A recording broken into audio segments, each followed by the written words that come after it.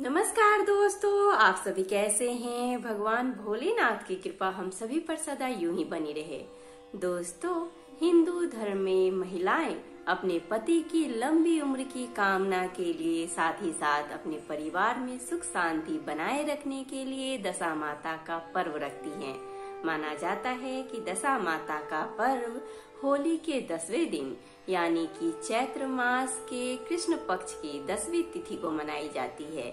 जिस भी व्यक्ति की दशा खराब होती है वह अपनी दशा को सुधारने के लिए दशा माता का व्रत रखते हैं, उनका उपवास रखते हैं और साथ ही साथ दशा माता की कथाओं का वाचन और श्रवण करते हैं। माना जाता है कि दशा माता अपने भक्तों के जीवन में आने वाले हर प्रकार की दशाओं से उन्हें बचाती है और अपने भक्तों पर अपना आशीर्वाद सदा बनाए रखती है। तो महिलाएं अपने पति की लंबी उम्र की कामना के लिए साथ ही साथ अपने घर परिवार में सुख शांति बनाए रखने के लिए दशा माता का पर्व बड़े ही भक्ति भाव से करती हैं।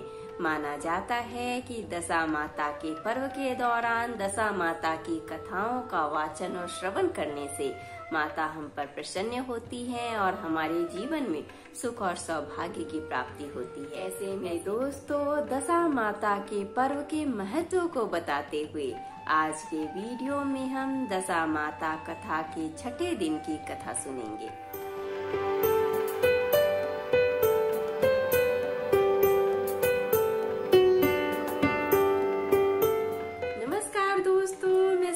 आप सभी का तहे दिल से स्वागत करती हूँ अपने YouTube चैनल कथा कहानी शिल्पी की जुबानी में। दोस्तों, इस चैनल के माध्यम से मैं शिल्पी आप सभी को हर तरह की कथा और कहानी सुनाऊंगी।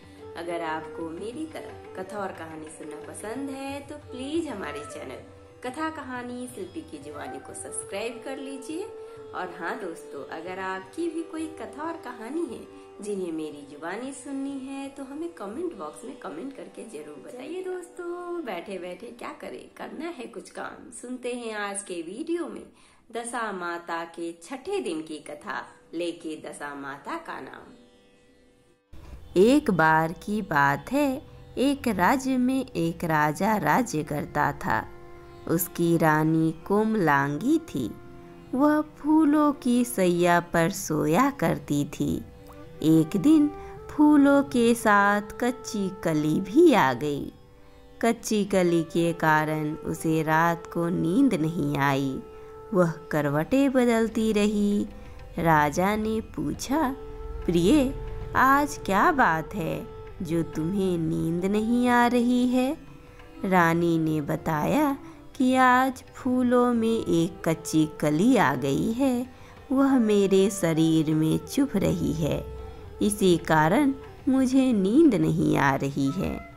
राजा ने शयन कक्ष में एक दीपक जल रहा था। उसे ज्योति स्वरूप कहते थे। ज्योति स्वरूप रानी की बात सुनकर हंसा। राजा ने हाथ जोड़कर उससे हंसने का कारण पूछा। ज्योति स्वरूप ने बताया कि अभी तो रानी को कच्ची कली के कारण इतनी तकलीफ हो रही है। कल सवेरा होने पर जब रानी का सिर को बोझा ढोना पड़ेगा तब इसकी क्या गति बनेगी? राजा ने पूछा कि क्या मेरे जीवित रहते ऐसा संभव है? तब दीपक ज्योति स्वरूप ने उत्तर दिया, हाँ, संभव है, तुम्हारे जीते जी संभव है। ज्योति स्वरूप की बात सुनकर राजा ने मन में सोचा कि देववाणी कभी असत्य नहीं होती। होनी को कौन टाल सकता है? रानी को अवश्य बोझा ढोना पड़ेगा, परंतु यह हो सकता है कि यदि मैं इसे एक संदूक में बैठाकर समुद्र में बहा दूं तो संभव है कि यह बोझा ढोने से बच जाए, क्योंकि समुद्र में डूब जाने पर बोझा ढोने से बच जाएगी। राजा ने उसी समय रानी से कहा, चलो मैं तुम्हारे मायके में छोड़ आऊं। कुछ दिन तुम वहीं पर रहना। रानी बोली, परंतु महाराज, मेरे मायके में तो कोई भी नहीं है, मैं वहाँ किसके पास रहूँगी? राजा ने कहा कि तुम्हारे गोत्रज संबंधी वहाँ बहुत अच्छी दशा में है, मैं उन्हीं के पास तुम्हें भेज देता हूँ। रानी ने राजा की बात मान ली। रानी ने बहुमूल्य आभूषण और कीमती वस्त्र धारण किए। तब राजा ने रानी को संदूक में बिठाकर नदी में बहा दिया।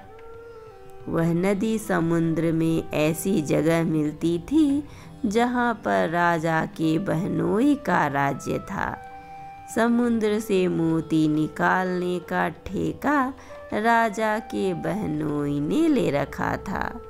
वह संदूक बहता बहता जब राजा के बहनोई के इलाके में पहुंचा तो उसने मुहल्ले को आज्ञा देकर संदूक को समुद्र से बाहर निकलवा लिया। संदूक को उसने अपने महल के शयन कक्ष में भिजवा दिया और आदेश दिया कि मेरे पहुंचने तक इसे कोई नहीं खोले।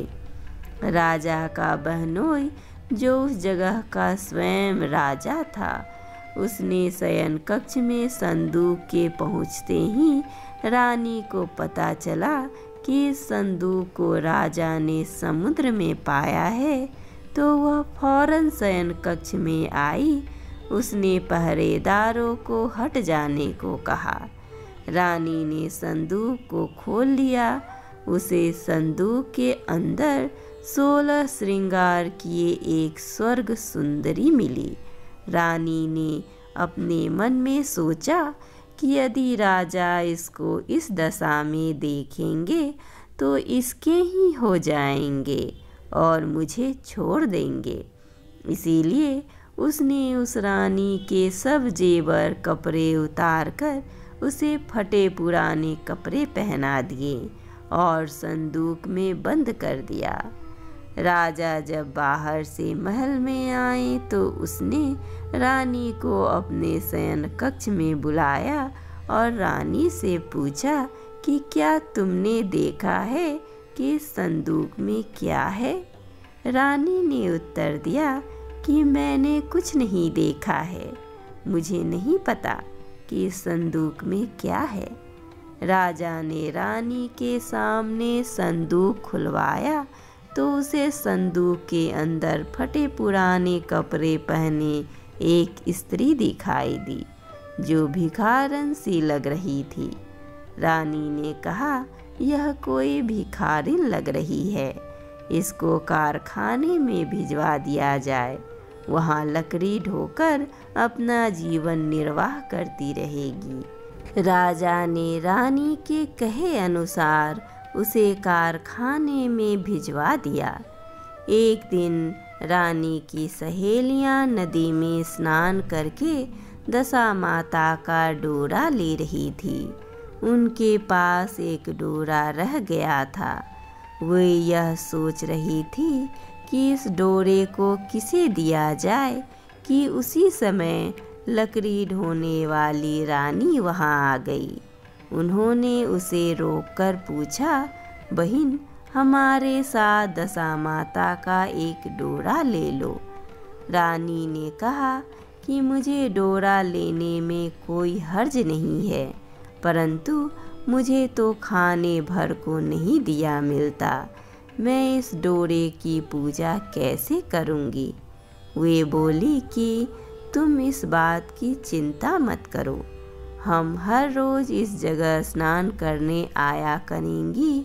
9 दिन तक हम यहाँ पर कथा कहेंगी, तुम भी रोज़ आकर कथा में शामिल हो जाया करना। 10वें दिन पूजा होगी, तब तक दशा माता चाहेंगी तो तुम्हारी दशा बदल जाएगी। रानी ने दशा माता का ध्यान कर डोरा ले लिया। उसी दिन रानी के पति राजा को यह चिंता हुई कि रानी को संदूक में बंद करके बहा तो दिया था, परंतु पता नहीं उसका क्या हाल होगा।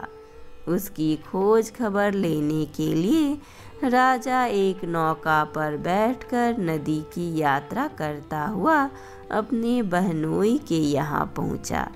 संध्या के समय वह अपनी बहन से बोला, मेरे हाथ पैर में बहुत दर्द हो रहा है, किसी को दबाने वाली को बुलाओ। तब उसकी बहन ने लकड़ी ढोने वाली भिखारिन को बुलाकर लाने की आज्ञा दी। उसे कहा, आज रात तुम मेरे भाई के पैर दबा दो। वह बड़े संकोच में पड़ गई। अपने मन में सोचने लगी कि आज तक मैंने किसी पुरुष को छुआ तक नहीं है। रानी अपने भाई के पैर दबाने के लिए उस पर जोर डाल रही थी, इसीलिए लाचार होकर उसने हाँ कर दी। राजा के पैर दबाते दबाते रानी को उसके पाँव में पद्म दिखाई पड़ा। रानी चुपचाप रोने लगी। उसके आंसू राजा के पैरों पर टपक पड़ा। राजा ने उससे पूछा, तुम क्यों रो रही हो? तुम अपना भेद मुझे बताओ, मेरे द्वारा तुमको कोई हानि नहीं होगी। रानी बोली कि जैसा पद्म आपके पैर में है, वैसा ही पद्म मेरे पति के पैर में भी था। पहले के दिनों की याद आ जाने पर मुझे रोना आ गया। राजा ने उसे पहचान लिया। राजा बोला, मैं समझ गया, अब तुम्हें पैर दबाने की ज़रूरत नहीं है। तुम्हारे भाग्य में जो लिखा था वह तुम्हें भोगना ही पड़ा। मैंने उसे टालने के लिए जो उपाय किया था उसका नतीजा उल्टा ही निकला। तुम्हें मेरे जीते जी लकड़ियाँ ढोनी पड़ी। सवेरा हुआ, परंतु अतिथि राजा सोकर नहीं उठा और न पैर दबाने वाली दासी ही कमरे से बाहर निकली। राजा की बहन को चिंता होने लगी। थोड़ी देर के बाद दासी कमरे से बाहर निकली और कारखाने में काम करने चली गई। रानी ने कमरे में जाकर अपने भाई को जगाया। उसका भाई बोला, मेरी तबीयत ठीक नहीं है, मेरा सिर दर्द कर रहा है, मैं अभी आराम करना चाहता हूँ, मेरा मन भी बहुत व्याकुल हो रहा है। रानी ने पूछा कि आखिर बात क्या है, कुछ तो बताओ। राजा ने कहा, बड़ी शर्म की बात है, मैंने तुम्हारी भाभी को जानबूझकर संदूक में बैठाकर तुम्हारे पास इसलिए भेजा था कि इसे यहाँ आराम से रखा जाएगा, परंतु उसे तो यहाँ लकड़ियाँ ढोनी पड़ रही है। उसके तुमने सारे गहने कपड़े उतार कर उसे रास्ते की भिखारिन बना दिया। उसकी बहन बोली, मैंने उसे नहीं पहचाना। उसने दासियों को भेजकर उसे चुपचाप अपने पास बुलाया। उसके आने पर बहन ने अपनी भाभी से माफ़ी मांगी और उसके पैर पकड़ लिए। कुछ दिनों तक राजा अपने बहनोई बहन के यहाँ रहकर रानी को साथ लेकर राजधानी में लौट आया। रानी ने अपने महल में पहुंचकर सुहागिनों को न्योता भेजा। बड़े धूमधाम से दशा माता के डोरे की पूजा की और नगर में ढिंढोरा पिटवाया गया कि आज से अमीर गरीब सब दशा माता का डोरा लिया करे और श्रद्धापूर्वक पूजा किया करे। जिसके पास पूजन पारण के लिए धन की कमी हो तो वह महल से ले जाया करे। जिस प्रकार रानी के दिन दशा माता ने फेरे, वैसे ही वह सब की दशा को ठीक करे। हमारे साथ बोलिए, दशा माता की जय। माता अपने सारे भक्तों की दशा का नाश करे और अपनी भक्ति प्रदान करे।